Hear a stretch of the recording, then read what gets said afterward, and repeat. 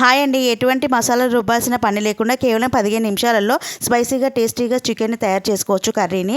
So KG chicken తీసుకున్నాను. శుభ్రంగా 2 సార్లు అయితే కడిగాను. తగినంత ఉప్పు, కారం, పసుపు, కొత్తిమీర, పచ్చిమిర్చి, అలాగే అల్లం వెల్లుల్లి paste, whole garam masala, oil, నిమ్మరసం, పెరుగు ఇవన్నీ వేసి కలిపి మనం ఒక 15 నుంచి 20 నిమిషాలు అనేది ఫ్రిడ్జ్లో పెట్టుకోవాలి. ఇంకా 3 లేదా 4 కప్పులు ఆయిల్ అనేది పోసుకొని హోల్ గరం మసాలా, బిర్యానీ ఆకు, కాజు, పెద్ద ఉల్లిపాయ, 2 పచ్చిమిర్చిలు, కరివేపాకు వేసుకొని ఫ్రై చేసుకున్న తర్వాత మనం కలిపి పెట్టుకున్న చికెన్ వేసుకొని ఒక 10 నిమిషాలన్నా 5 నిమిషాలన్నా మూత పెట్టేస్తే అందులో ఉన్న వాటర్ అంతా ఈ విధంగా బయటకు వస్తుంది అనమాట అండి. ఇంకా మళ్ళీ మనం సపరేట్ వాటర్ అనేది యాడ్ చేయాల్సిన అవసరమే లేదు.